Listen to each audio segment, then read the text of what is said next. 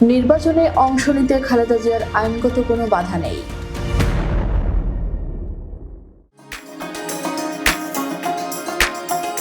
নির্বাচনে অংশগ্রহণ করতে বিএনপি চেয়ারপারসন খালেদা জিয়ার আইনগত কোনো বাধা নেই বলে জানিয়েছেন অ্যাটর্নি জেনারেল মোহাম্মদ আসাদুজ্জামান। শুক্রবার সকালে ডিবেট ফর ডেমোক্রেসির আয়োজনে ছায়া সংসদ বিতর্কের আলোচনায় এমনটি জানান তিনি। আসাদুজ্জামান বলেন, দণ্ডপ্রাপ্ত হলে শেখ হাসিনা সহ আওয়ামী লীগের নেতারা আগামী জাতীয় নির্বাচনে অংশ নিতে পারবেন না। অ্যাটর্নি আরও বলেন, কোনো ষড়যন্ত্রের কাছে জুলাই বিপ্লব ব্যর্থ হতে পারে না। ষড়যন্ত্রকারীরা যত শক্তিশালী হোক না কেন, এই বিপ্লব মুছে ফেলা যাবে না।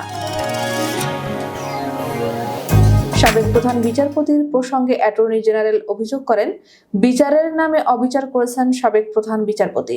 যারা অবিচার ও অন্যায় করে বিচার বিভাগকে ধ্বংস করেছেন, তাদের সকলের বিচার হওয়া উচিত বলে মন্তব্য করেন মোহাম্মদ আসাদুজ্জামান। অ্যাটর্নি জেনারেল বলেন, আওয়ামী লীগ আমলে নানা অনিয়মের কারণে পূর্বের গণপ্রতিনিধি আইন অনুযায়ী দলটির নির্বাচনী অপরাধীদের বিচার করা হবে। তত্ত্বাবধায়ক সরকার ব্যবস্থা বাতিল করায় সাবেক প্রধান বিচারপতি এবিএম খায়রুল হককে আইনের আওতায় আনা হবে বলেও জানান অ্যাটর্নি জেনারেল। অতীতের নির্বাচনী অপরাধীদের শাস্তি নিশ্চিত করা হলে ভবিষ্যৎ নির্বাচন গ্রহণযোগ্য করা যাবে শীর্ষক ছায়া সংসদে অংশগ্রহণ করে ইস্টার্ন ইউনিভার্সিটি ও বাংলাদেশ ইউনিভার্সিটি। ছায়া সংসদে সভাপতিত্ব করেন ডিবেট ফর ডেমোক্রেসির chairman Hasan Ahmed Chowdhury Kiran. Zia orphanage trust মামলায় তার দণ্ড আগে স্থগিত করা হয়েছে। এর আগে ৩০ অক্টোবর তার বিরুদ্ধে নাশকতা ও রাষ্ট্রদ্রোহের ১১টি মামলার কার্যক্রম বাতিল হয়।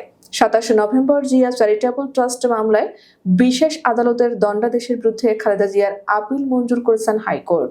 এই মামলায় ২০১৮ সালের ২৯ অক্টোবর রায়ে বিশেষ আদালত খালেদা জিয়াকে ৭ বছরের কারাদণ্ড ও ১০ লাখ টাকা অর্থদণ্ড দেন। একই বছরের ১৮ নভেম্বর রায়ের বিরুদ্ধে হাইকোর্টে আপিল করেন খালেদা জিয়া। হাইকোর্টের বিচারপতি এ.কে.এম. আসাদুজ্জামান ও বিচারপতি সৈয়দ এনায়েত হোসেনের সমন্বয়ে গঠিত হাইকোর্ট বেঞ্চ ২৭ নভেম্বর খালেদা জিয়ার আপিল গ্রহণ করে রায় দেন। ফলে এই মামলা থেকে খালাস পেলেন তিনি। অন্যদিকে ২৭ নভেম্বর এই বড়পুকুরিয়া কয়লা খনি দুর্নীতি মামলায় বিএনপির চেয়ারপারসন খালেদা জিয়াকে খালাস দিয়েছেন আদালত। ঢাকার বিশেষ জজ আদালত ২ এর বিচারক আবু তাহের এই রায় দেন।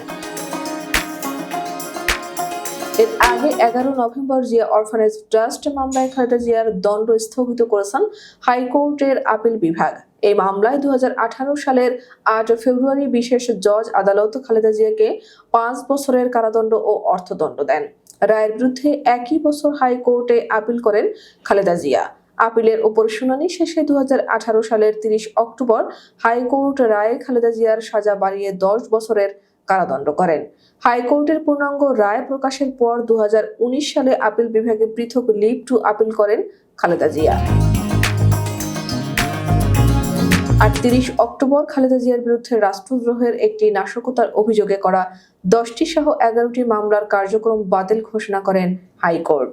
মামলার কার্যক্রম বাতিল চেয়ে খালেদা জিয়ার করা পৃথক ১১টি আবেদনের চূড়ান্ত শুনানি শেষে বিচারপতি এ.কে.এম. আসাদুজ্জামান ও বিচারপতি সৈয়দ এনায়েত হোসেনের সমন্বয়ে গঠিত বেঞ্চ বাতিলের ওই রায় দেয়।